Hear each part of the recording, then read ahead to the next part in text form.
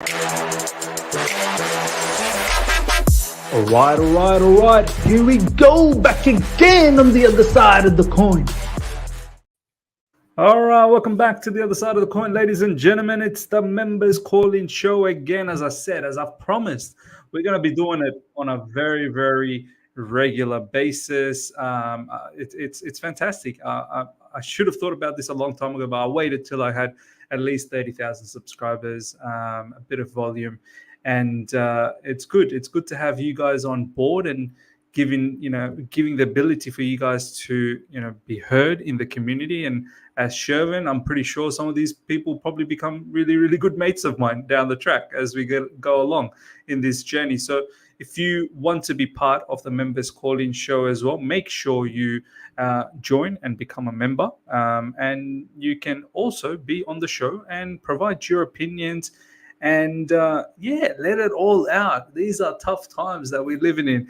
So let me know. Let me know if you want to join in. But of course, you have to be a member. So do that as well. Shervin, my man, how you doing, bro? I'm good. I mean, as good as you can be in these tough times. But I'm doing well. How about you?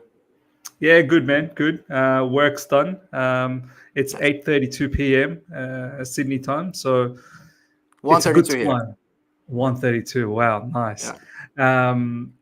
It's a good time for me after work. I can chill, have a conversation with you guys. And today we're going to have some really, really tough, uncomfortable conversations because I feel like we need to have these things. Yesterday, I'm not sure, Shervin, if you saw on Twitter, earlier on UK Morning, I put out a tweet saying, Reece James, I like him a lot. I rate him a lot. But why am I keeping him? He's never there. He's never, ever there. It's like, when you're in a marriage, right? I don't know if you're married, Shervin. Are you married? No. Okay. The way you said no. Way That's too young not for for me. La. That's not for me. No. No, I understand. Way too young. Someday. Look, in a marriage, right? They're just... sometimes there'll come a point where if you're working too long or you're working late and you're too busy with your work life, your other half will tell you, buddy, you're never around. We've got kids, we've got a lot of things to do at home. You're never around. Need you to give me some time, or else what's the point? What's going on? We have to find a middle ground. It's just like that with Reece James. Since he joined under Frank Lampard era, that transfer ban era, that's when he came in. Reece James has been injured every single season. Last season, he didn't play enough. Season before that, he didn't play enough. This season, he's not going to play enough. He's now touted to be back around Feb, March. Look, let's be honest. It's Reece James. He ain't coming back till April, right? Until he's completely set in stone. If that. And if he has a surgery, and that's the other thing. People tend to think if you have a surgery, he's never going to be injured again. No, it's not like that. Surgery could fix a few things, but he could still get very much injured, and his record shows he's just going to keep getting injured. I want to ask you, Shervin, man, how are you feeling about this situation, bro? Like, you saw how I got cooked in social media. The insults, the people coming after me, getting so sentimental and not taking the moment and thinking. I don't know. I'm allowing you to think the way you want to think. I don't want to influence you in any way. But for sure, I got ripped, bro. I literally got ripped. What's your thoughts? It's crazy because here's the thing. I can understand if people disagree. First of all, I completely agree with you. I think it's been way too long that this has been happening. This is the third season in a row where this is happening. It's not like this is the first time Reece James has ever got injured. He's consistently out. I actually had to look this up, Miz. Do you know how many games he started for us this season in the Premier League? This season? This season. Less than 5. 5 exactly. Oh, wow. But here's the thing. One of those was this last game where he got injured after 20 minutes. Another one was the red card game. So really, he's played 3 games fully for us. Oh, wow. Isn't that crazy? And he's out until probably April. That's mad, bro. And that's our captain. by the way. That's our That's our captain. Yeah. And this is not the first time. Like, I understand if this was the first time this happened, stuff happens, right? Van Dijk got injured for an entire season. It could happen to anyone. But guess what? Van Dijk came back, and that was it. Maybe he gets a knock here or there for 1 or 2 games, but he hasn't been out for like a month or two ever since. No. Reece James consistently, he's never around. Like, he plays 5 games a season, 7, 8 games a season, 10 games a season, and then that's it. Apparently, he's not played 3 games in a row. That's mad. That's mad.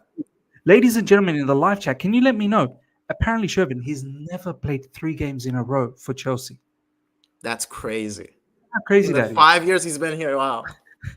Do you know how crazy that is? That, for me, look, I mean, I get it. He's a Cobham product. I get it. He's one of our own. When he's fully fit, he's world class. There's no doubt about 100%. that. No Robust going forward. Absolute beast, in defense. But Shervin, I want to ask you, man, what do you do with this guy now? Knowing that, are you at a position where you're thinking he's never going to get himself sorted? Probably never. If a big team in summer, obviously we can't get rid of him in January because he's injured. In summer, once the dust settles, if a team comes in and goes, Shervin, I'm willing to pay, I don't know, 50 million for Reece James, right? They can negotiate, they can give his wages. I know he's on high wages with us. Would you entertain that? Or are you thinking, oh, what if he blows up there? And then what? Like, which way are you thinking? So if someone comes with a 50 million, I'd probably negotiate it up to 60 and sell. That's probably what I would do. Because at this point, I think this is just happening way too often and for way too prolonged period of time. This is the 3rd season in a row this is happening. And I was going to say this. I understand if some people disagree. Someone might be like, you know what? I understand he gets injured all the time, but I still love Reece James. I still want him to be here. I completely understand that, right? But what we're saying, what you said, what I've been saying, is not unreasonable to say. I think we can at least agree on that, right? Like, it's not unreasonable to say if a player plays 5 games a season, 8 games a season, 10 games a season for 3 seasons in a row, I don't think it's unreasonable to say maybe it's time to let him go. He's never playing. It's not like we're basing this on, as you said, the one-off season. I think that would be ludicrous to get rid of someone of one-off season. We're talking about 4 or 5 seasons of just injuries after injuries after injuries. I mean, and I want to ask those fans who believe that he could potentially sort it all out. What are you basing that on? Like, is that just pure hope? Like, just hoping that God somehow turns it around for this guy? Because we, in reality, base our decision on something at least logical, right? That, okay, we believe if XYZ happens, then potentially we can keep him. Now, surgery. Let's talk about the surgery. A lot of people have been saying if he has the surgery, then he'll get over all these. They forget it's the hamstring issue now. There's the knee that's been getting, problematic as well. So he's got 2 things that's going for him. It's the knee. And for 2 legs, by the way. And for 2 legs as well. And for both the legs. So a lot of people have been saying that surgery ain't really going to help too much with the hamstring because it's a muscle-related stuff. It can tear anytime. Even if you have surgery, it's not like it's bulletproof. Like your hamstring will never tear again. Knee, however, they're saying that if you have a surgery, maybe they can, reconstruct and whatever. You can get a long-term endurance by having a surgery. Bottom line is, even with the surgery, it's not a certainty. And now I understand why Reece James is not looking to do a surgery, because surgery, you're out for a longer period of time. You're potentially gone for a little while, right? And then there's no guarantee as well that is you're fixed. What's your thoughts around the whole surgery stuff for all the people that are saying, let him have the surgery and then give him one more chance after that? What's your thoughts on that? Look, here's the thing. I'm sure the surgery could probably help in some areas. Maybe he gets injured a little bit less. But it's not like he's going to go from playing 8 games a season to playing 45 games a season, right? He might play 15 games now. But is that still enough? Like, here's the thing. A lot of people in the past 2 seasons First of all, I love Azpilicueta. I think he's Yeah. one of the legends of our club. He did an amazing. He had an amazing time here. He won every single trophy there is to win. I think he's the only Chelsea player to win every single trophy. Yeah, I think so. Yeah. Will Yeah. definitely be a legend. We always love him. But guess what? We all agreed in the last season or two, his body just couldn't handle the Premier League anymore. Yeah. It was just his time has come, right? He Mm. could barely keep up with the fast wingers. He didn't really have the stamina as he did before, and rightfully so. Like the man was in his 30s. We get it, right? It's nothing Yeah. against him. But the time had come. His body could just not keep up anymore, right? And it's not Mm. that I don't love him. It's not that I don't think he's a great player. It's not that I don't think he's smart or intelligent or a good leader. I believe Mm. all those things about him. But the time had come, and it was time to move on. And I'm starting to feel the same way about Reece James. I'm starting to think that the time has come. Look, I know a lot of people will say, "Oh man, kicking a man when he's down, he's injured," and we're talking about him getting, him. We're talking about him selling him and whatnot.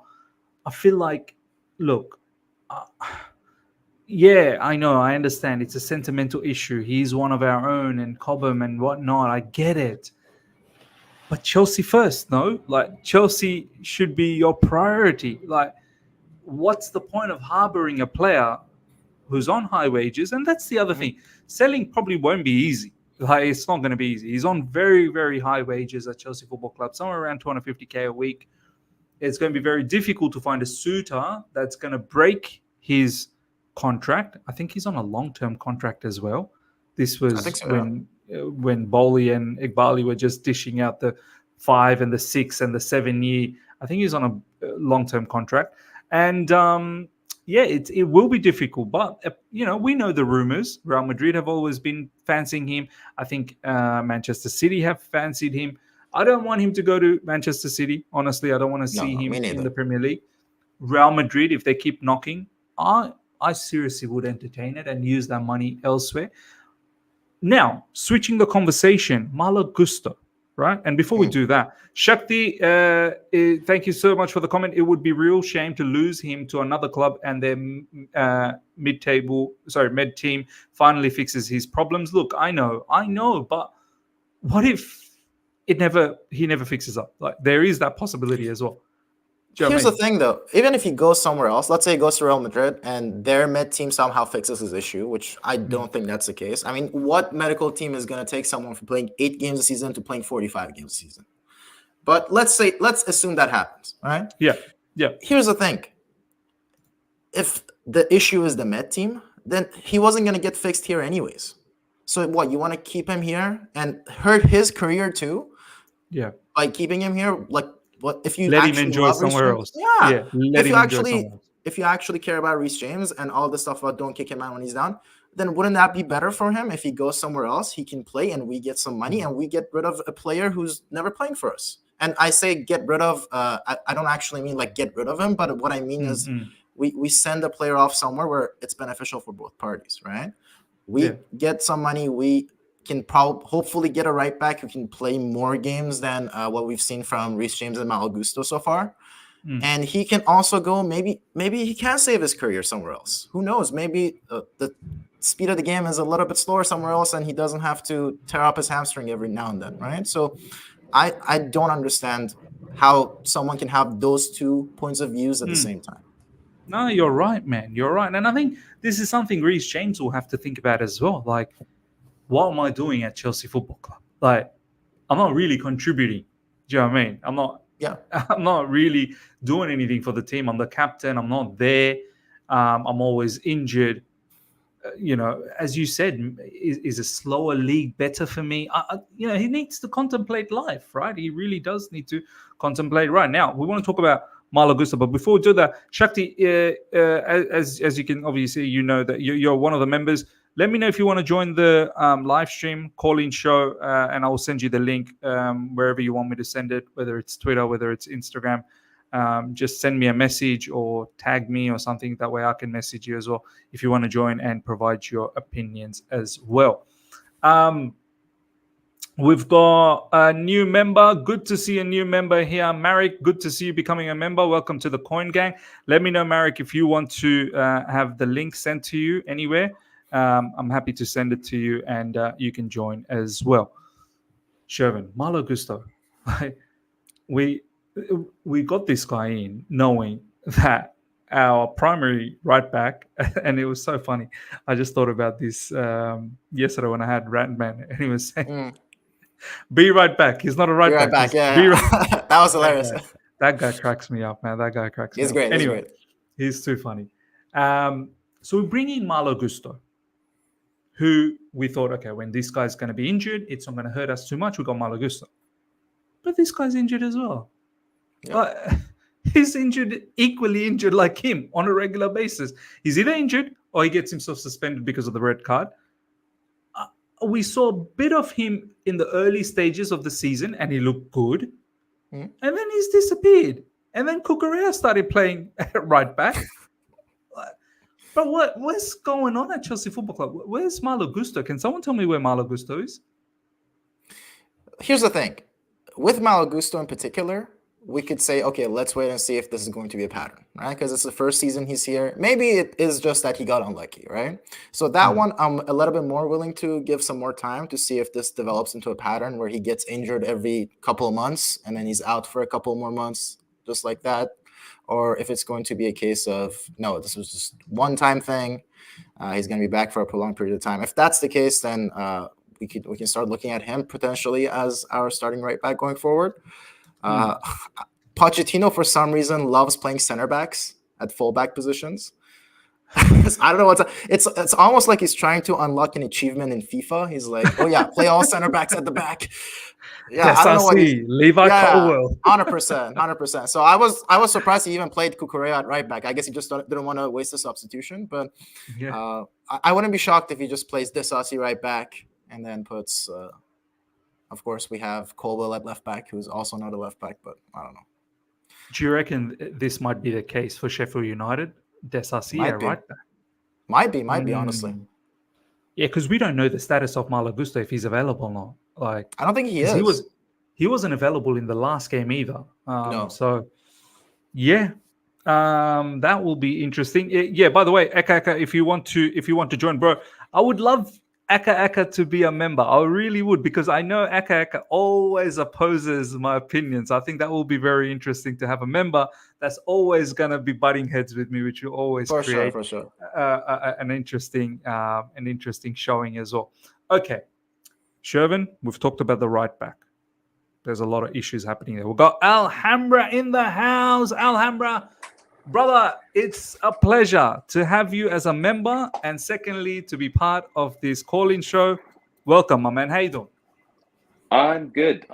First of all, pleasure to be on the show. Shout out to everyone here, all the members. Brilliant. Yeah, I just wanted you to listen in to see what the pace of conversation was about, and to like not necessarily like take the whole conversation in a different direction. No, you guys are talking about Reece James. No. I know you have a lot to say. You've been telling me in the comment section, and I want to give you the platform. You're the member. This is your show. This is for you guys.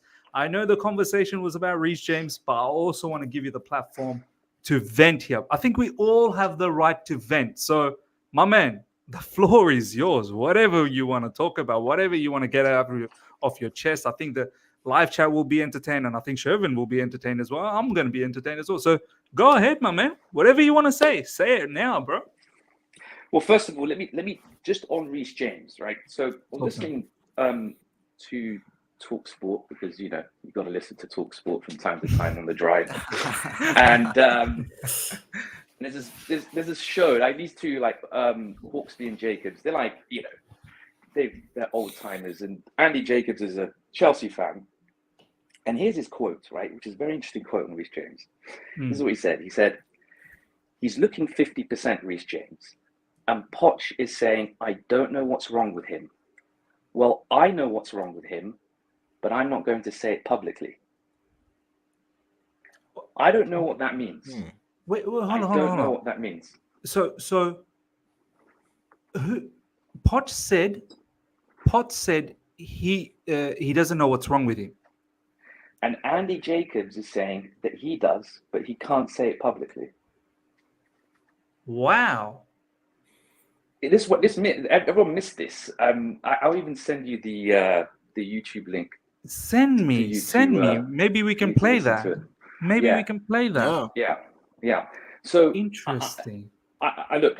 I'm not going to speculate because it's quite dangerous to speculate. Nah, on let's this platform. speculate, bro. That's what we're here for. Speculate away. We're always Okay, Like so allegedly. here's one of the speculations.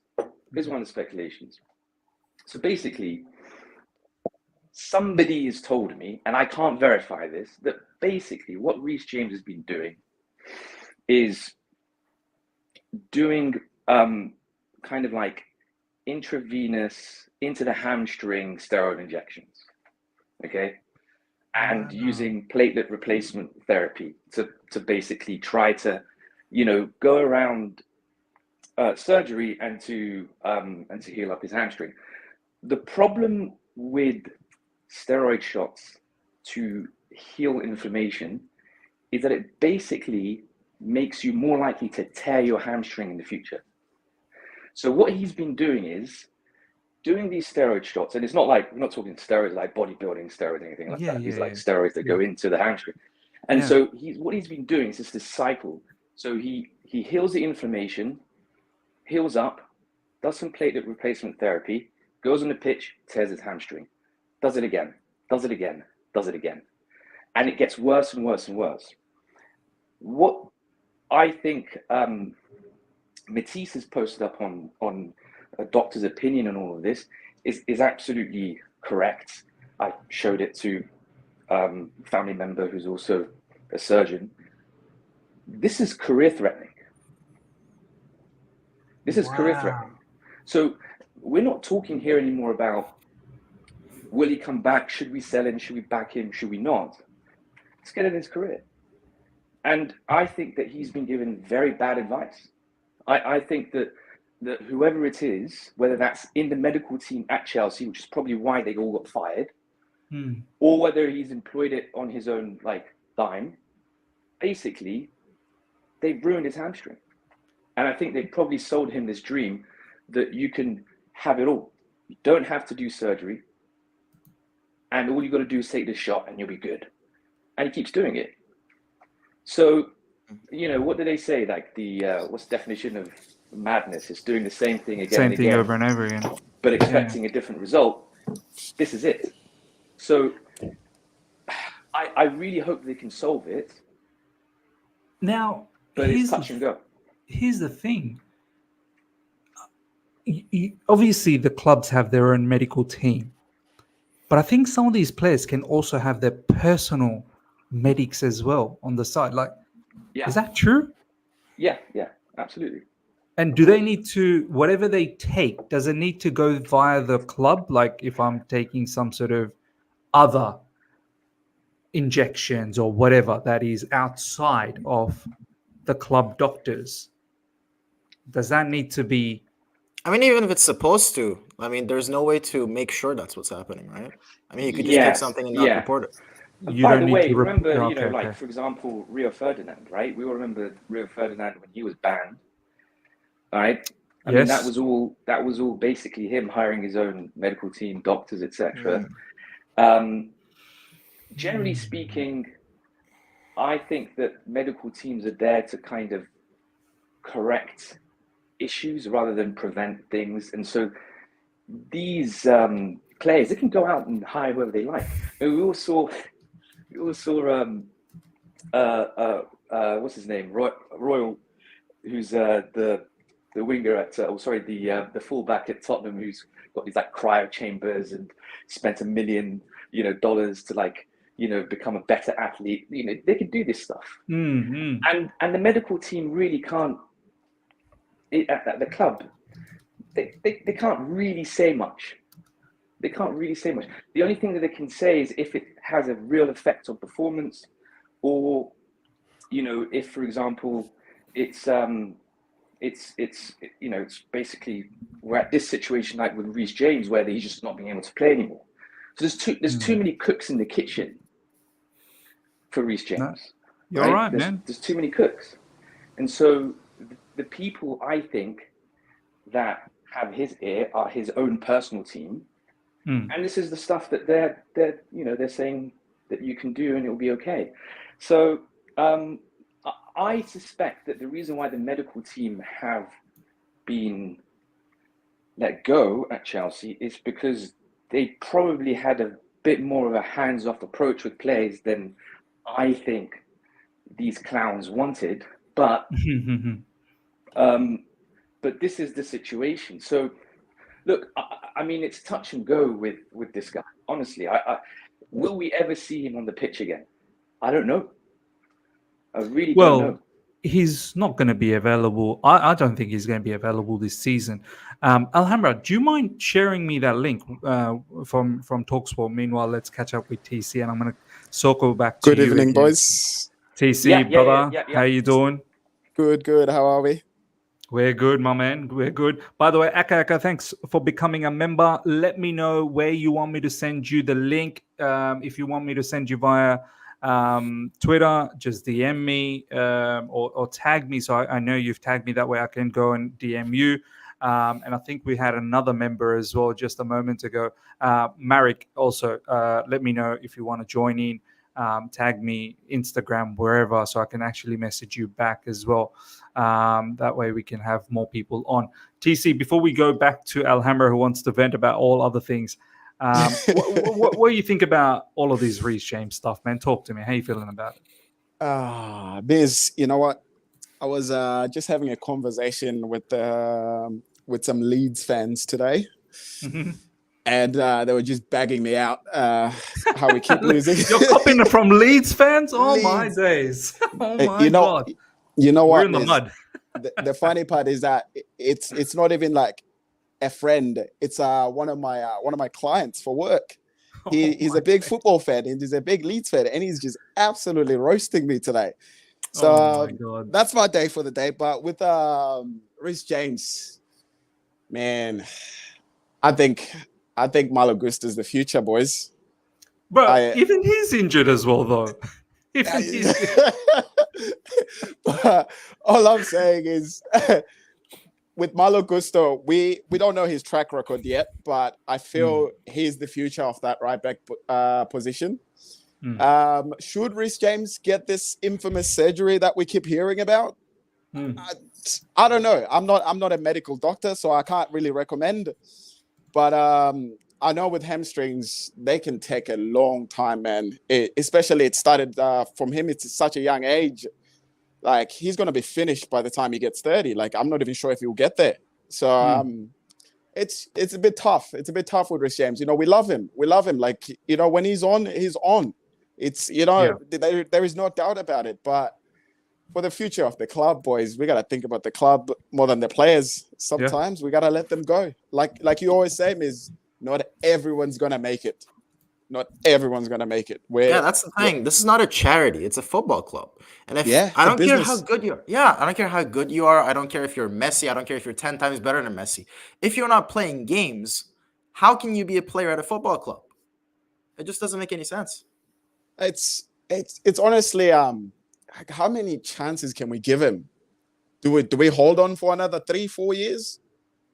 Just hoping that he's going to be all right? I reckon we'll be in the championship by then. But that's the thing, isn't it? It's really hope at the moment. It's just hope, and it's a gamble. That's what it is. And I feel like we've now seen this guy for a good 3-4 seasons of just being injured non-stop. So it's quite strange. Let me just quickly share that clip that Alhambra was talking about. Let me just bring this up, lads. Aka will join us very, very soon as well. I think Aka, he wasn't very happy with me earlier when I did the video of Reece James. He was very unhappy that I wanted him sold, but it'll be interesting to see what he has to say. But let's see. Give me 1 second, guys. I need to share the sound, actually, so bear with me. Let me just share this. All right, let's share the sound. Okay, let's hear what TalkSport had to say about this situation. How was your weekend? Oh, God. I've waved the white flag. I'm done. I'm finished now. We're so bad. We won't even need a points deduction to go down. That's how bad we are. We're so bad.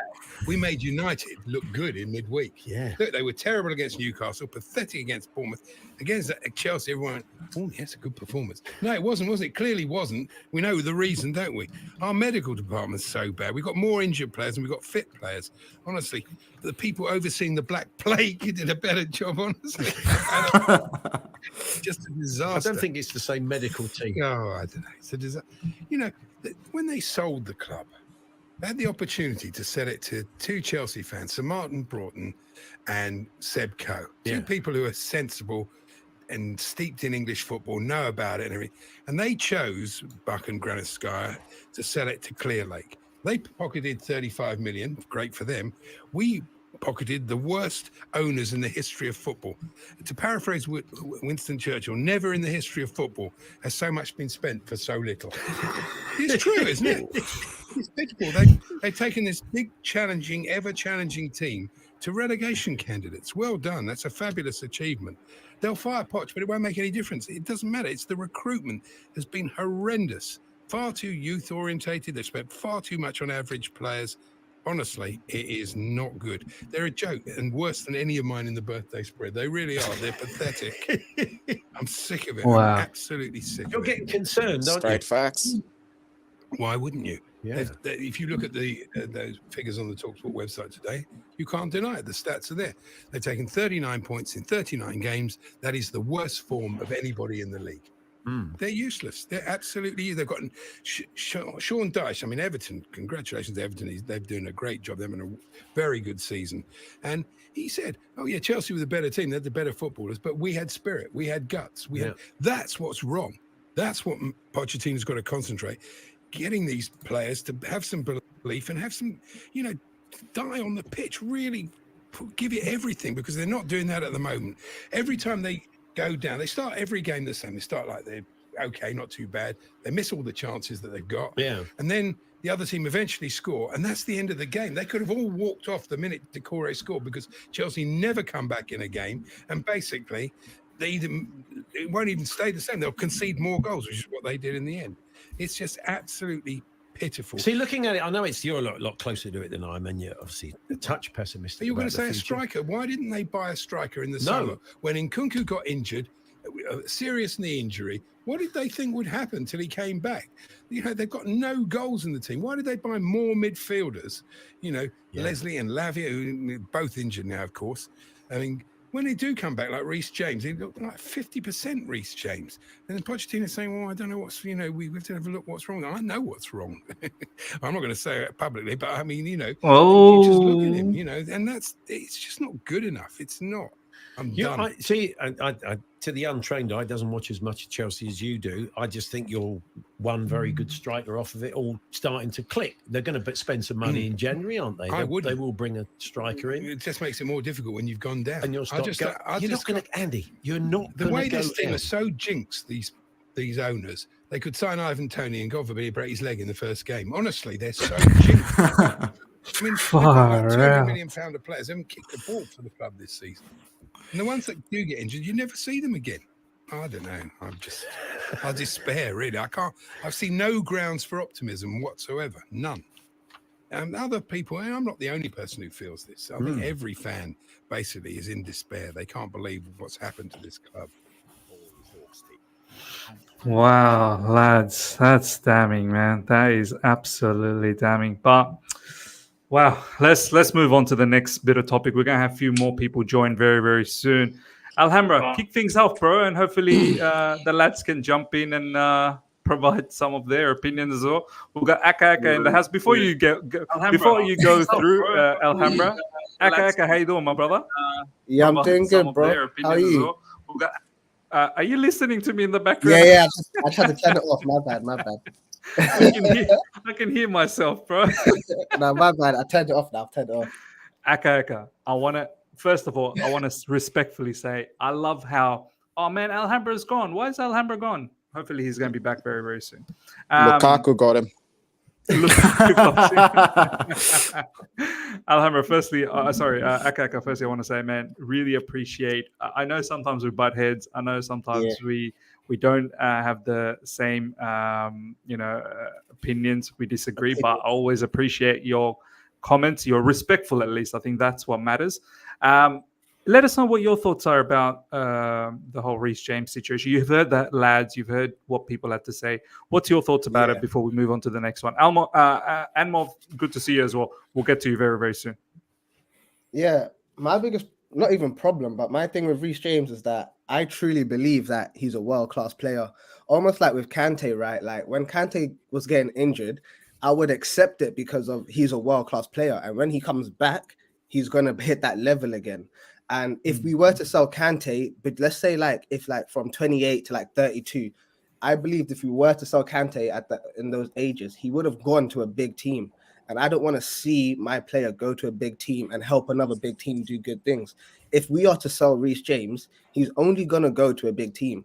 And I don't rate Reece James the way I rate Mount, the way I rate Havertz. So I really do believe if he goes, we're going to see exactly what we wanted to see from him at Chelsea.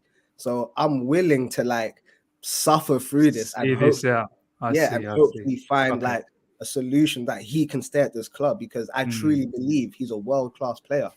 I hear you. Okay, I see what you mean. What you're saying is we've gone through all of this, might as well just see it out. Is that's your sort of opinion on it? I know you like Ziyech, but for instance, Ziyech is not a world-class player, right? Yeah. So his injuries are different from someone like Kante, of Reece getting injured, or Pulisic, right? Pulisic's not a world-class player. So if he's injury prone, we can get rid of him. We can replace that. There's loads of Pulisics everywhere, but there isn't loads of who's Reece James's competitors? Someone like Trent, Kyle Walker. Are you gonna get these players? No, you're not. So I hear you. Well, is there a limit with you though? Okay, say he does have the surgery, right? Let's say he has the surgery and he's out for the rest of the season. He comes back next season, and he gets injured again, for instance. Is there a limit for you, or you're just going to see this till the end? For me personally, it's very hard. Reece James is the only player I love at Chelsea. Everyone else, I don't care about them. So, so you're sentimental. You're sentimental. I have that sentiment for Reece James as well. So it's going to be hard, but I think there will be a limit. I don't know where it is right now. Fair enough. We do love him. We do love him. Yeah, we do love him very much. We've got Anmol in the house. Big up to Anmol. We've got Shakti in the house. Big up to this community is growing. I'm loving this. But we're gonna give the floor to Alhambra, because he was begging me earlier on today that he wants to have his say about a whole heap of things. And then once he has his say, I'm happy for any of you guys to literally put your hand up and just basically have a discussion about the topics that's going to be up and coming from Alhambra. And after that, we got to still talk about Thiago Silva as well, because that's something I want to touch base on, because there was a lot of stuff that was happening and some transfer rumors as well. So Alhambra, bro, the floor's yours. Oh my days. It's over. Where do we begin with this absolute brick mess of a club? I want to say, first of all, Todd Jeremiah Boehly. Okay, is that his middle name? That's his middle name, man. Talk your ish, bro. Man's Talk done your research. Todd Jeremiah. No, it's actually Todd Lawrence. It's Todd Lawrence Boehly. It's Todd Jeremiah. Listen, the thing is, this guy wasn't exactly shy about what he wanted to do with this club. Okay, so there were last year. He was at this conference called the SALT conference. Okay, I want to begin with this, right? Because there's a lot of clips that were put out there. Maybe some people watched the whole thing. He spoke about a lot of things, but they asked him quite a few questions about Chelsea, because at the time, of course, it was his first full season, being an owner, or the beginning of the first full season. Yeah. So the presenter asked him, basically, Chelsea fans are skeptical. They're wondering how a bunch of Americans and a Swiss billionaire with no history in the game could possibly know anything about building a championship team. And of course, when Americans say championship team, basically what they mean is win the title. And then he says to him, so let's address that skepticism. What do you know? So the floor is Boehly's here to basically tell us, how are you going to build a club that sustainably wins trophies and continues our success as a club over the past 2 decades? His answer goes as follows. I think we know people, human capital, and I think we understand game plans and strategies. We're not expecting to be the football experts to find the best talent. We're going to put those people in place. And it's all about getting the right resources, getting them to collaborate, getting them organized, thinking about how you can have a global business at a local level. And then he goes on to talk about the multi-club model. And right at the end, he says, what we really need is a place to put our 18, 19, 20-year-old superstars, get them out of South America, and then into Portugal as a perfect place for them, and then onto the Chelsea pitch. So here was his opportunity to talk about, how do you build a winning club? How do you build a club that wins trophies and that is successful on the pitch? And man's And talking his about answer was, right. And his answer was, oh, we're just going to get the right people in place and we're going to build a multi-club model. And the thing is, he did it. He's trying to build a multi-club model, and he's looking to get, 12-year-olds out of South America, and whatever, and put them into potentially Portugal. He wants to buy a club in Portugal, and that he thinks that he knows human capital. So here's the issue with this owner. This owner thinks that if you just simply put a bunch of people with particular experience into the right places and build a multi-club model, that you're going to get success. But the thing is that what kind of success is he talking about? This is the thing, isn't it? Right. I've started to click on recently that success for him is not necessarily silverware, It's not. And so the thing that he's talking about is, so he's talking one language and we're talking other. Don't get me wrong, I'm in the finance industry, so I know exactly what he's trying to do here. He has overpaid for Chelsea, right? So he's definitely overpaid for it. There is not a doubt in anyone's mind that Chelsea is not worth the money that he bought it for. As much as we love the club, it is not, right? So how do you make that back? Well, in his eyes, he's basically doing player farming and trading. So what is the skill sets that he's selecting for? He's not selecting skill sets to win. He's selecting skill sets to identify talent that will be worth more in the future, regardless of what they achieve on the pitch. And what he needs is a way to entice those talents to come to Chelsea, because, of course, in the past, we've had a very bad reputation of not allowing youngsters to blood through. So we need to change that perception in order to attract these players from South America and perhaps from other places within Europe. So it's to buy a club in Europe. So if that club costs less than, for example, Osimhen, he's going to buy it. And that way he's going to be able to buy a player worth perhaps 20, 30 million in South America, put them on Kendry the pitch. Paez, for example. For example, Kendry Paez. You think Kendry Paez wants to become a lifelong Chelsea player? Do you think Kendry Paez dreams of having a statue, outside of the West Stand? Of course not. I'm pretty sure Kendry Paez is in year 10 at the moment.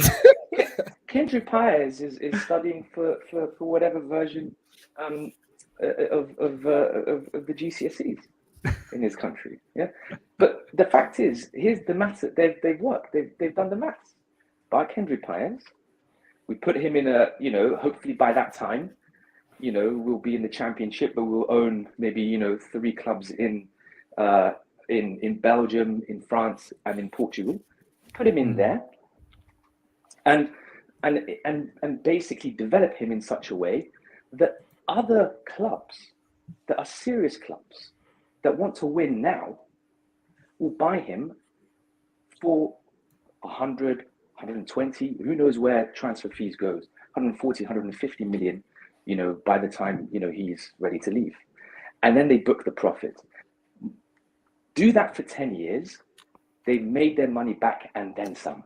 If you're making, if you're making between 100, 200 million per year in player sales, multiply that by 10, right? That's 2 billion plus, obviously, high ticket prices, merchandising. If we even have the new stadium helps, the new stadium, etc. And then perhaps what they'll do is they'll sell a stake in the club to somebody else. This is the model. Because if you think about the maths here, right? What do you win by winning the Premier League? How much do you get? Like a few hundred mil? 100 mil, 200, 130? 160, something like that. Yeah. What do you win for winning the Champions League? What do you get? Much less. I think less. Much less, right? 25, 30 million? Yeah. How is it? What do you win by winning the FA Cup? I mean, I don't even think it's. I don't think you. Maybe it's very low. It's 4 million, I believe. I think you have to pay them. You have to probably pay them. Right? So let's say that you have. Let's say that you've done the impossible. You've won the treble every year for 10 years. Mm-hmm. You're never going to make as much money as 2 very high-profile sales. Yeah. Per year of these kids that you've bought at basically 10, 15, 20 million. Yeah. I slightly disagree with this, but keep going. Once you're finished, I'll tell you where I disagree. Yeah, by all means. I'd love to hear what your pushbacks are. But so the fact is, this is what they're prioritizing. This is the skill sets that they're selecting for. Now, maybe this is what your pushback is. Maybe well, before you go on with the pushback, let's actually hear the pushback. Go ahead, Shervin. So here's the thing. That is true. Just by the amount that you get from winning the Premier League, it's nowhere near. But look at a club like Man City. How much was Man City worth 10 years ago?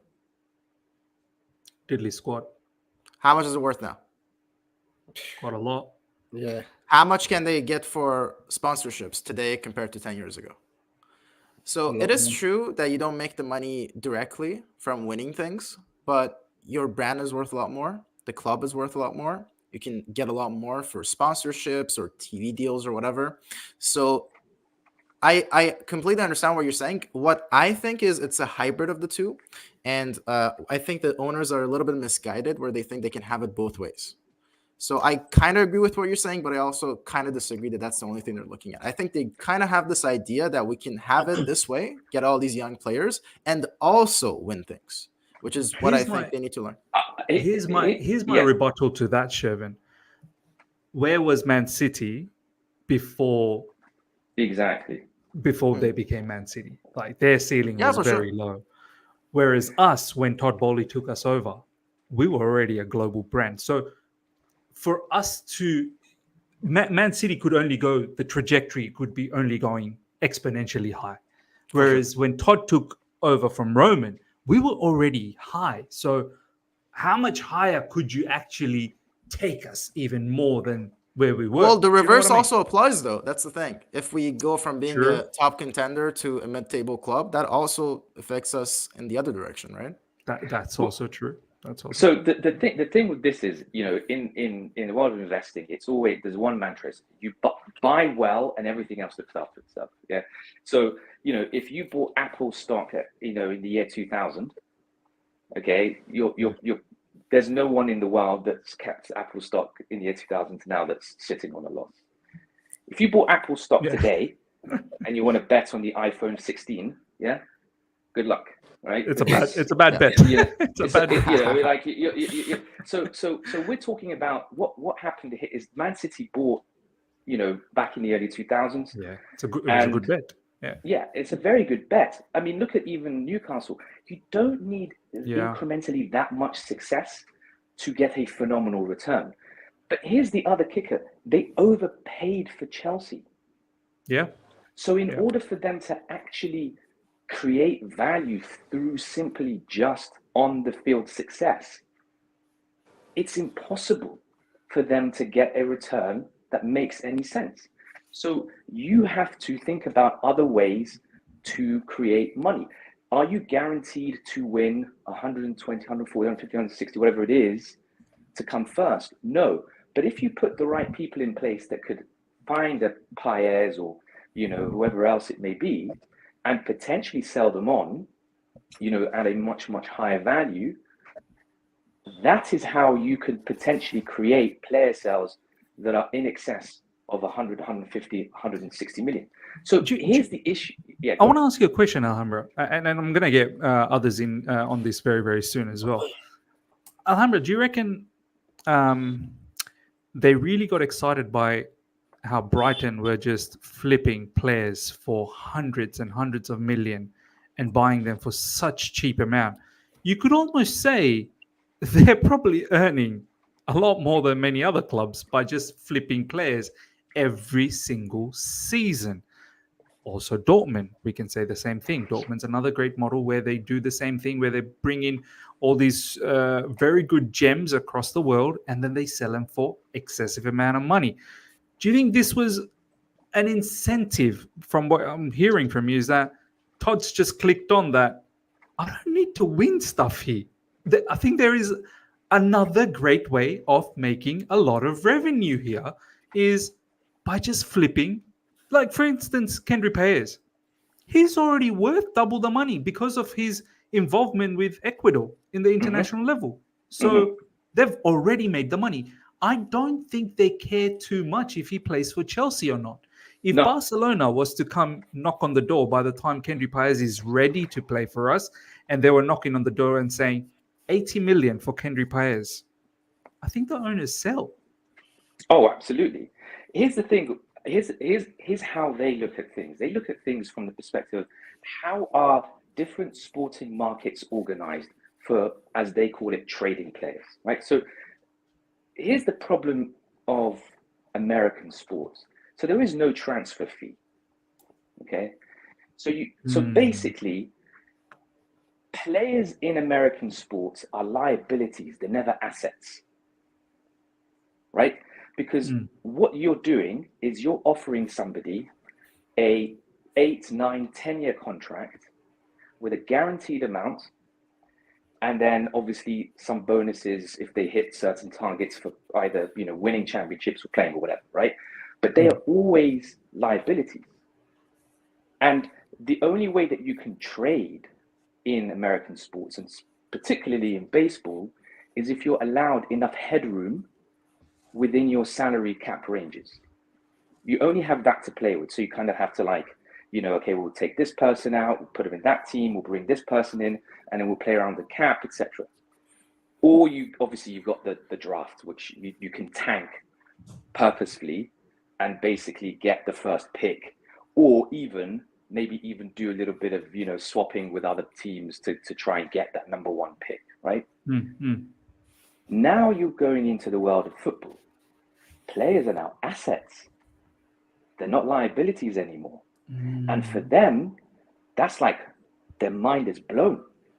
Now, in terms of, in terms of Brighton and Dortmund, all they're saying to themselves is, well, these guys have done it, but that's only because obviously that the market allows them to. And it's great for them because it allows for them to go and study them. But they would have done this anyway, regardless of whether a Brighton existed or whether a Dortmund existed, because they started to see the market in a very different way. Check this comment out as well, just to add to all your information. Check that comment out. Yeah, it says that's why they want to keep the wages low. At 100%. Hit the nail on the head. 100%. I don't think I believe that, though. I don't think I believe that. Let's hear some rebuttals. Go. Aka, go for it, brother. Sure. Like, this is the way I see it. If you're going to bring the wage bill down, and you're expecting your team to improve, like just expectations, your wage bill is going to have to go back up again, right? So like, let's say like Enzo, let's say all of a sudden we're back in Champions League this season, and I don't know, like, and then we get better players, we get whatever, we get an Osimhen, right? You're not going to pay Osimhen what you're paying or near what you're paying in Jackson. So I think for some players, you're going to have to pay them because another team will pay them that wage that they want. So I don't really think it's like a one fits all like situation. I think it's dependent on the type of player you're signing. Like a Mudryk, for example, on 90k, you're not going to get a Liao on 90k. So I think it depends on what kind of players you're going for. Do you think just quickly, and then we'll go to Shervin, and then I want to go with Shakti as well. And I think that's a very good point, TC. Hence the kids. But Akaka, do you reckon this is why? And I don't know what's going to happen moving forward, but do you reckon this is why they were handing out longer contracts to secure their financial well-being, to compromise the big wages, but I'm going to give you longer contracts so you're secured for life? Yeah, because what that also does, right? It takes, like, you're not going to sign, how old is Maddison? 25? You're not going to sign him to a 9-year contract like you did with Enzo. You're not going to do that. Yeah. So you have to do these things. Like it is sort of making us target younger players, because like if you want to get these older players, you can't offer them the same thing you're offering these little kids because they just won't take it. So I think that's why Mason Mount not left, but I think that's what his problem was as well, right? He didn't want to sign 8 years. He's 24, 25. He doesn't want to sign 8 years. Reece James, he signed it just before they came, but I'm pretty sure if he had got into contract negotiations after the new owners came, he doesn't want to sign that 8-year contract either. So I think I think Reece James now probably is quite happy he signed. Exactly. I don't know how much of a career he's going to have, and he's probably happy. Shakti, my man, it's been a while, bro. Talk to me. What do you think about everything that we spoke? I think what all of you all said makes sense, right? Like it's a perfect storm of everything that you guys have put up. But there's this one thing, right? Like it's not just a conscious decision on these people's part, like the management's part.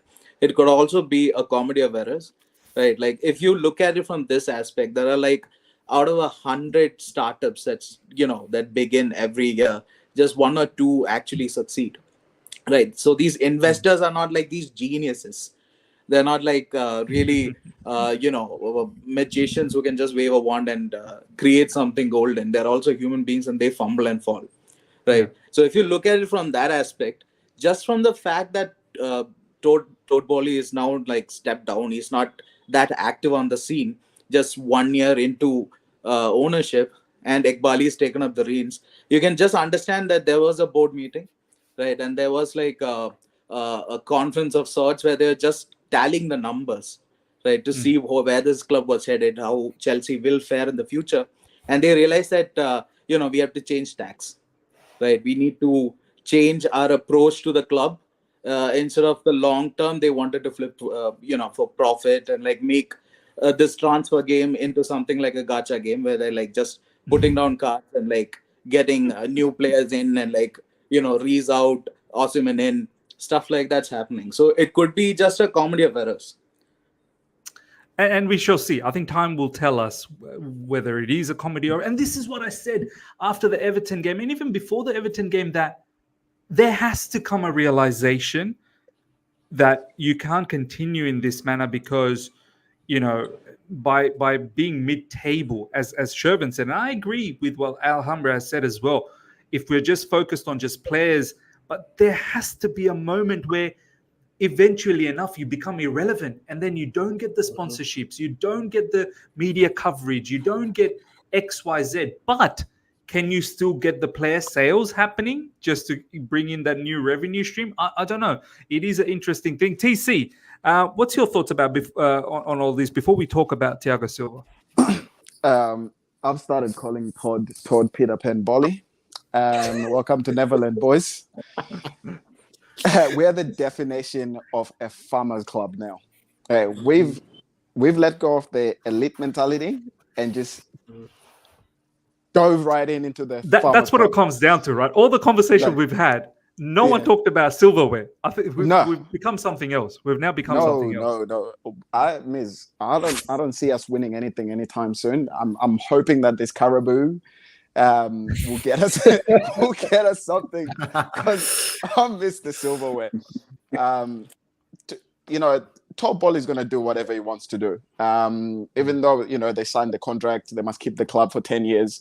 With these death row contracts, no way they're keeping it for 10 years. We're going for longer. This is a big cash cow, and they're just going to love it all the way through, boys. I mean, we're saying that we like buying from the South American clubs. And Miz, you asked, does Kendrick Paez dream about playing for Chelsea? Absolutely not. The South Americans love Spain. They love Spain. They love Spain. Like, do you think they want to come into a big physical league where you're going to get injured almost every day? Like, absolutely no way. They like the beautiful football. They can dance around, do whatever they like. They want to follow. They want to follow Neymar's footsteps. They want to follow Messi's footsteps. They all want to go to Spain. We all know they want to go to Spain. Yeah. You can't dance around in the Premier League. Have you seen Doku lately? He ain't dancing no more. Man's gonna get chopped. He ain't dancing no more. You will get chopped in this league. But yeah, with the owners, there's nothing we can do. We just have to ride that side of it. But yeah, we're a big cash cow now. Absolutely, man. Absolutely. Let's quickly go through a couple of these super chats before we really want to talk about this Thiago Silva situation. Valan, thank you so much for the super chat. I want to hear your opinions on Chilwell, on Mudryk. By the way, guys, have I missed something? I was at work and then I come back and I hear all of this stuff about Chilwell and Mudryk. What's going on? Can someone tell me? I think he's posted something on Twitter. What? Chilwell posted something on Twitter. Just checking now. Because some people are saying Ben Chilwell said he doesn't rate Mudryk. Why would he say that about his own teammate? And where did he say that? If he says that, I agree. Here comes the mutiny. This is mutiny, boys. Here it comes. The post has been deleted for some reason. I mean, maybe he did say something. So he did say something? Can someone in the live chat find out all of this? Because I'm brother that Mudryk is. Oh wow. I've been out of all of this, so I'm not really sure what's going on, but people I'm seeing all over the social media talking about this. October Jesus, thank you so much for the super chat. Love the content. Keep speaking the truth. Appreciate that, my brother. Okay, Sherwin, we'll start with you, and then we'll go across the board. Thiago Silva, I was going to say Timo Werner. My God. He's no longer our player. Thiago Silva. Lads, there's a lot of people that are saying that they don't believe in this particular news from Jacob Steinberg. You know how I feel about some of these journalists as well. Sometimes I think they cook up a lot of story. But my reasoning to believe this to a certain degree is because Jacob Steinberg specifically said some of Thiago Silva's teammates. You're not making up that kind of level of story to put it out in public where all of these players are getting to see what you're writing because they're all on social media. So you're going to put yourself in some immense reputational damage if you put something out there which is totally false, right? So from that degree, I've said in my last video, late last night UK time, that where there's a little bit of smoke, there has to be a little bit of fire. Now, that's one thing. I think Jacob Steinberg's story in regards to Thiago Silva being a little bit feeling disrespected, not being the captain, could have some truth in it. Not all truth, some truth. Now, here's the second part to it. I honestly thought from the start of this season, Thiago Silva would be the captain.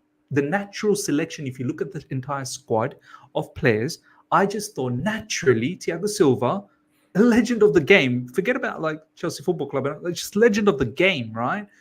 The immense experience that he brings, he's the natural selection. People will look up to him. Opposition, players will also be like, "Whoa, that's the Chelsea captain right there." Do you know what I mean? Like it's iconic. Mm-hmm. And I said Reece James can be down the track. A bit too early for him. Can be down the track, and of course he's never available, right? Then Thiago Silva doesn't get it. Reece James gets it. One of the biggest reasons is, just be able to communicate, because the referees will say something. Thiago Silva might not know what he's saying. I didn't know Thiago Silva is so incapable of understanding English at all. For me, that seems very, very lame. But anyway, that's the case. Reece James gets injured. Ben Chilwell, vice captain. He becomes captain. No problems. He gets injured. Then it's Conor Gallagher. This is where I was like, wait a minute now. Now you're taking the piss. Seriously. No Reece James, no Ben Chilwell. It naturally should be going to Thiago Silva. If not, I think Enzo Fernandez also has shown traits of being a leader. In my opinion, his performances hasn't been that great in recent times. But I felt last season he was the only player that looked like wanted to fight against the opposition. But it's not Enzo Fernandez. It's not Thiago Silva. It's Conor Gallagher. And even when Conor Gallagher is suspended and those two others are not there, it's Levi Colwill. So, Shervin, I want to ask you, do you think there could be some element of Thiago Silva feeling a tad bit disrespected about this? I'd be surprised if he's not. And here's the thing. Feeling disrespected doesn't necessarily mean that he's going to kick up a fuss or anything, right? You can just feel like, what are you guys doing, right? But he might just feel disrespected and he just moves on with it. And I think that's what's happened. And I think that's a very reasonable assumption to make. I have no reason to think someone would make that up. It's possible. We live in a clickbait society, but I think given the context, it makes sense. That said, I also agree with you. I think Thiago Silva should have been our captain. And if not the first choice captain, definitely at least vice captain. I would even put him above Ben Chilwell, to be honest with you. And yeah, it seems like it's just a communications minister. It seems like even after Levi Colwill, it's going to be Sterling, because we had that mix up with the lineup and everything, where for a second it looked like Sterling might be the captain, but it turns out it's actually Colwill who's the captain. So I'm pretty sure if we don't have Colwill, it's going to go to Sterling next, which I don't know about. Again, we had that moment where Enzo Fernandez even took the ball and didn't allow Sterling to take the penalty. He gave it to Cole Palmer and said, no, go do your thing. That's what I want to see in a captain, right? And we don't see any of that. We don't see any of the leadership. We don't see any of the fight from any of these guys. Reece James, Ben Chilwell, Conor Gallagher, Colwill. I don't see it from any of them. So, yeah. I would put it, if it was my choice, my first captain would be Thiago Silva and my vice captain would be Enzo Fernandez. Almo, good to have you in the show. Sorry, Shakti, I'll come back to you very, very soon. Almo, very, very good to have you in the show. Just quick opinion from you in regards to this Thiago Silva, then I'll go to Shakti. I feel Thiago Silva should have been the captain. He has captained before, like in the season we won the Champions League. And like if you can see, like during the semi-finals when he was not playing, he came to the match as a spectator, and you can see him celebrating, like because like when the team won against Real Madrid. Yes. So yes. You can see like he was like totally involved with this team. He set an example there, like coming cheering with the fans and like with his teammates and. So he should have been the captain. Like I don't know what bullshit reason these like the ownership or like this manager is thinking that he's not the captain. He's the most experienced player in this team. He has won us the Champions League, and for me, it seems like the most natural selection. Shakti, what were you gonna say? Yeah, I think it's also a bit of optics, right? Like, I don't take me wrong. I rate Thiago Silva as like one of the best defenders we have ever had.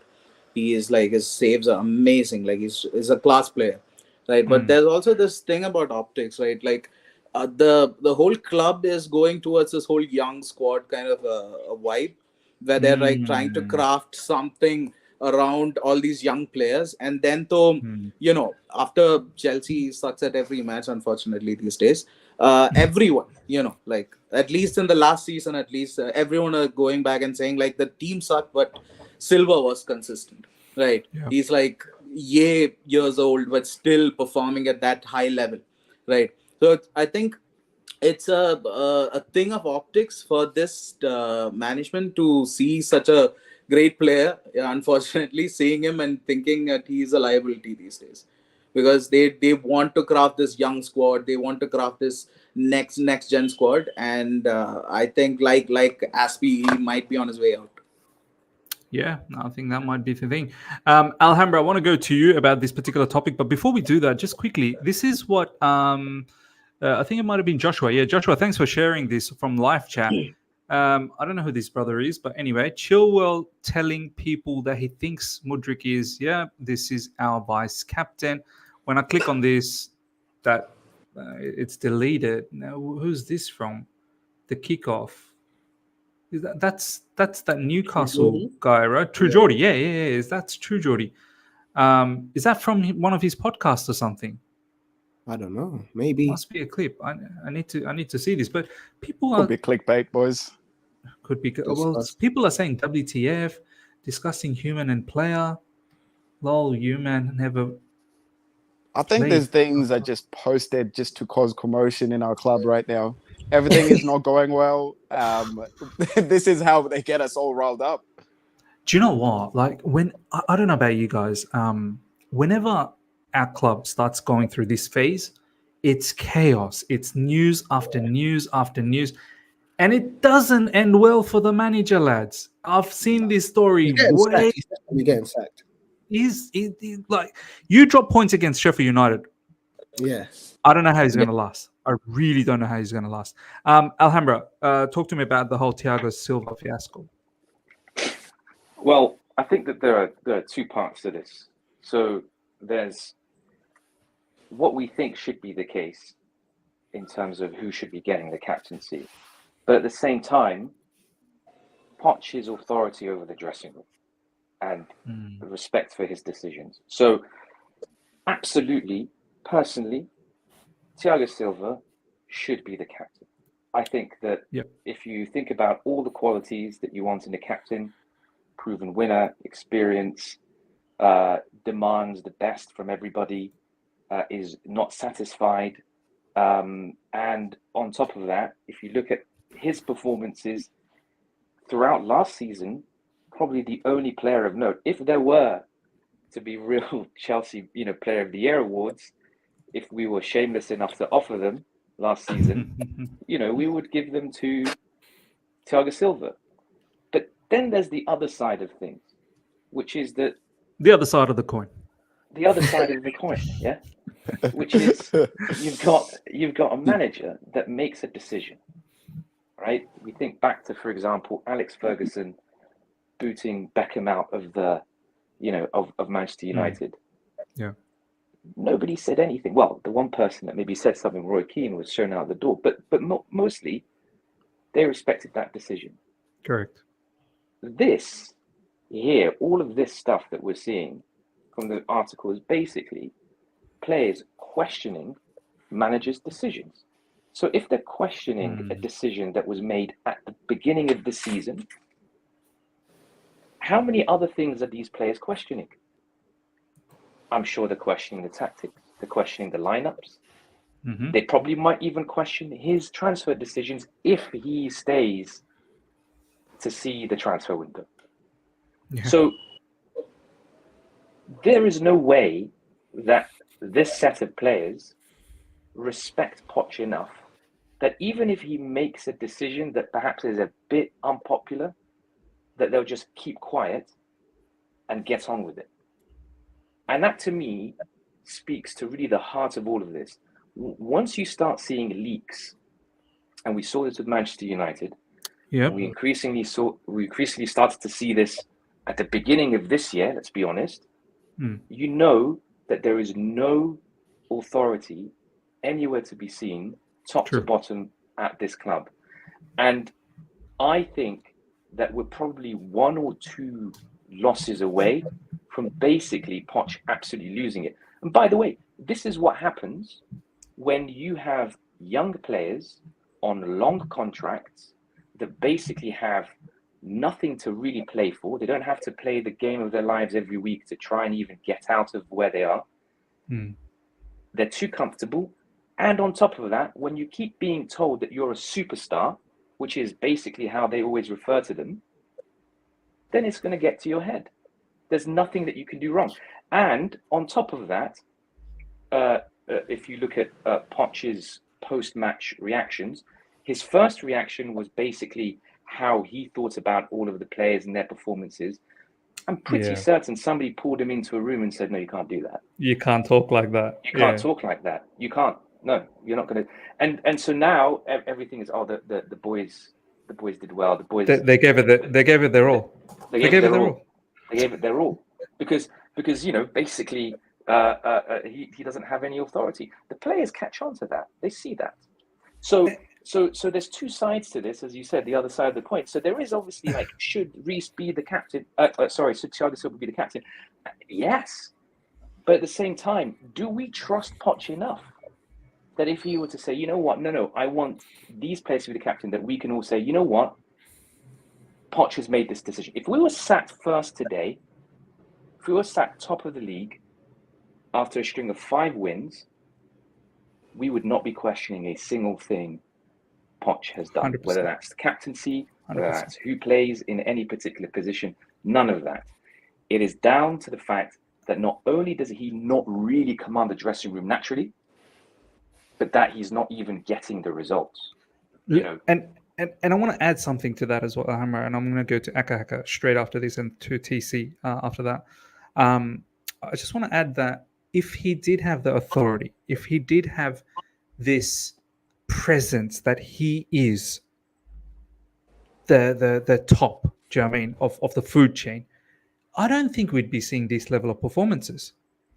Our team is playing in a manner where it is disjointed, because if everyone was in the same direction and if everyone was in the same thought process and mindset, this is why I get so upset. And I see so many people commenting sometimes when I say, I don't like Nicholas Jackson going to Villarreal after getting pammed off by Newcastle when he dropped a disaster class. I don't think that's a good way to relieve your stress. Like, that's not. Have some common sense. You just got beaten bad. I don't like when just before a match against Brighton, Nicholas Jackson's having a conversation with Astrid Wet. Like, all of this don't make sense to me. I don't like Reece James apparently having a pre-planned program, which, coincidentally was straight after the Everton loss, going to a fancy restaurant, no problems, but team bonding in a nightclub where a lot of people I saw on social media, that nightclub is all about fancy wine and lovely ladies. Like, I don't know what type of team bonding you're doing, my man. Like, because this for me does not feel normal.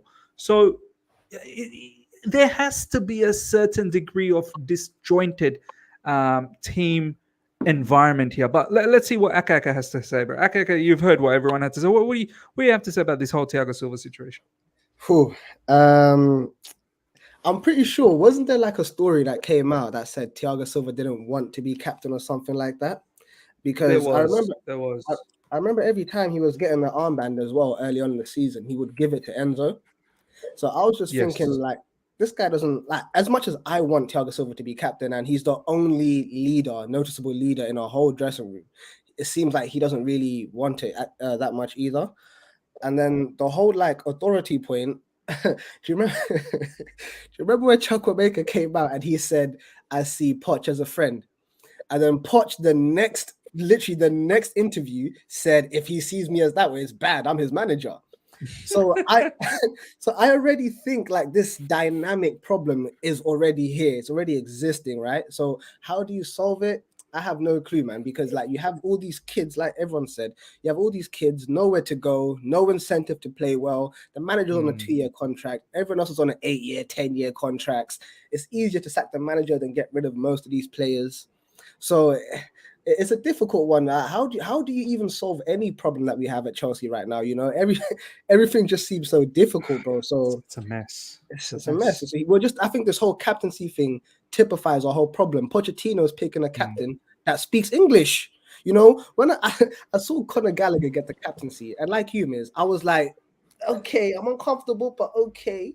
And then Levi Colwell got the captaincy, and I was fuming. My head blew.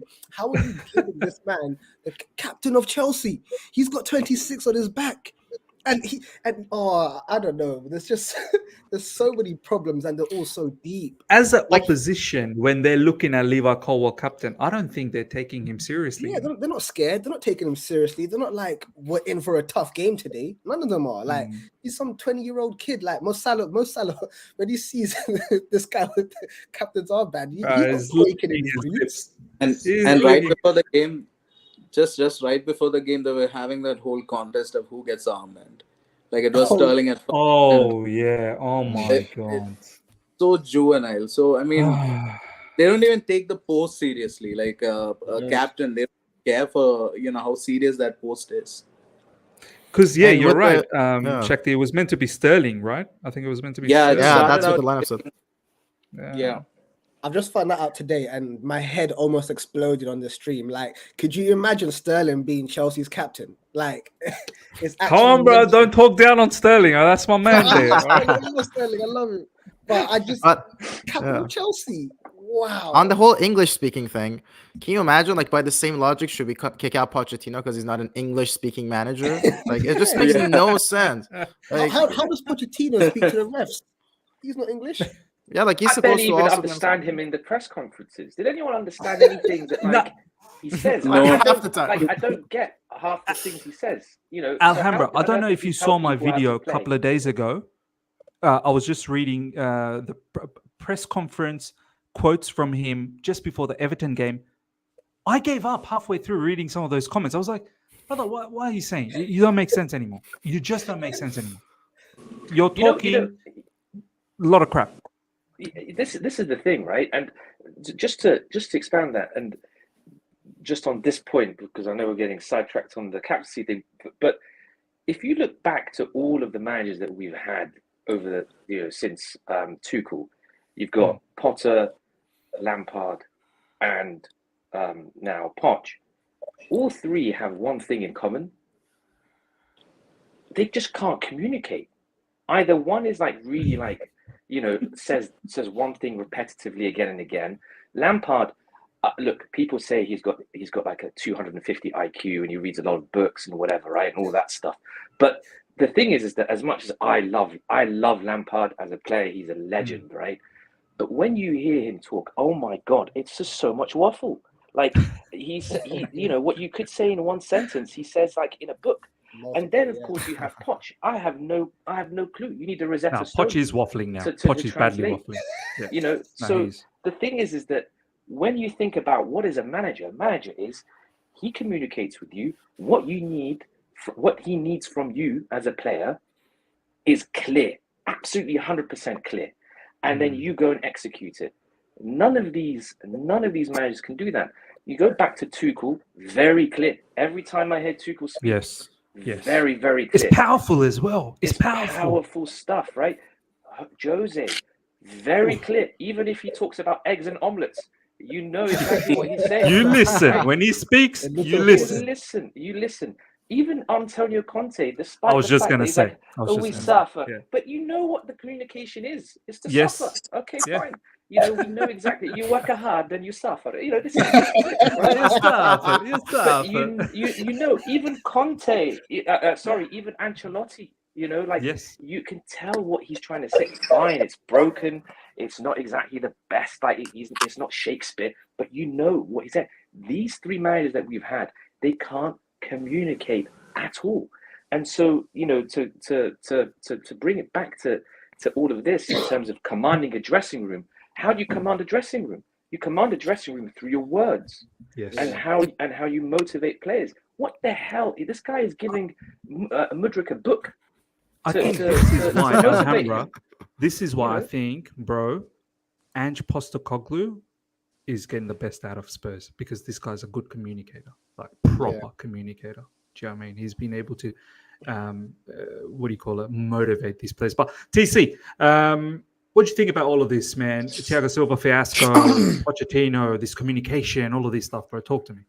I feel the owners went on ChatGPT and printed out a speech for Poch to put out every day, just to paralyze us with all this dross we're watching. But anyway, back to the captaincy. We ask ourselves, why is Thiago Silva not the captain? Why is he not the captain? That's you know what? You don't even have to be a fan of Chelsea to know that Thiago Silva should be the captain. Like, why is Opposition said. Opposition say it. Yeah. Like Thiago Silva should be the captain. They are saying it. Thiago Silva is a legend. He is a Lionel Messi as a defender. He's an absolute legend, Rolls Royce of a defender. We are very lucky to have him in this tough period in general. Him not being the captain because he can't speak English. Since when is football English? This is football. The great players who did not even understand each other have played along each other, along captains that they didn't understand. But as the guy was saying, that a great communicator can, even when he talks about potatoes, you know what he's saying. Jose Mourinho, I am Jose Mourinho. Okay, you know what Jose means by that. Yeah. Like that. That means I'm talking. You. Yeah. Respect Jose. Respect Jose. Respect. That's where we're at. But yeah, we picked Reece James, Ben Chilwell, both injury prone. I personally don't think Poch chose this. I feel the owners did this because the future of the club. And that's where I'm at with this one. No, fair enough, man. Aaron, thank you so much for the super chat. I saw the video. Joey Knight said on kickoff that Chilwell's Barber claims Chilwell said he doesn't rate Mudryk. I think the Barber could be talking BS. Even the Barbers are leaking. You know, even the Barber's leaking. And do you know what? The Barber's leaking. I have heard Barbers leak stuff before from other like other players. So I love how people straight away like to dismiss everything.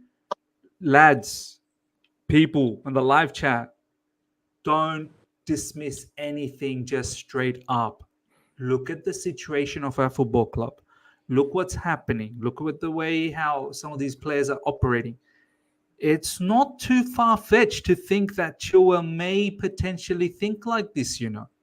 Yeah. Like, let's not forget, Chilwell took Mudryk's position as a left winger when Mudryk was still available. So what does that tell us? Do you know what I mean? So I'm not saying whether this is true or not, but I'm also saying don't just dismiss it. It could very well be true. Here's the thing, though. This is not a primary source. This is not a secondary source even. This is a tertiary source, right? Because someone heard someone else hear someone else say that they. So Chinese whisper, right? Chinese whisper. Yeah, it could have been that. You know, have you ever played the game of telephone? I don't know if you have that in Australia, but like you say something, you whisper something to someone, and then they whisper something. Yeah. And then by the end of it, it's nothing like the first thing that was said. Totally different. Exactly. Topic. So maybe he just says call something it like Chinese whispers. Oh yeah, 100%. Yeah, so it could be something as simple as Chilwell saying, "Oh yeah, this kid is struggling, isn't he?" And then the Barber says, "Hey, Chilwell doesn't think he's playing well." And then the next guy says, "Oh yeah, he doesn't rate Mudryk." Correct? So it could be something as simple as that. So like that. Yeah, you don't have to dismiss it, but I wouldn't put too much stock into it. True. No, very, very true. But just on that point, sorry, Miz, go on. Yeah. The fact is, what we can't deny is Chilwell said something to his Barber. Right, so the fact is, why are you talking to your barber, bro? Why are you talking to your barber about other players? Right, so it doesn't matter if he says they were struggling, or you know, I don't like his tattoo or his haircut, you know, like whatever. But this should be stuff. What, you know, as John Terry says, what happens in the dressing room stays in the dressing room. Yeah. That's it. You're right, man. People running their mouth too much, man. Look, I did want to talk about transfer news and whatnot because there's a whole heap of scapegoating that's been happening in regards to height. Chelsea's all about the height now, ladies and gentlemen. We don't have height, but we will keep that for another day. I do have to go back to my family, give some time to them. I appreciate all the time you guys have given me. Quite a lot of members have joined today and joined this fantastic. It's just getting better and better, man. The first show was brilliant. The second show just got even better. I'm going to schedule another one very, very soon. As I said, it will happen regularly on this channel every single week. I was going to say until we get relegated. I hope we don't get hope we don't get relegated. Really hope we don't get relegated. But lads, I hope you guys have enjoyed this, and the live chat as well. Hope you guys have enjoyed this, and I shall see you guys later on tonight for a wrap up of all the news that's coming from Chelsea, and as we are slowly going to be building up for that Sheffield United game, but we shall have a lot more members call in until then. So yeah, everyone, take care. And I'll Much catch you guys respect, soon. Miz.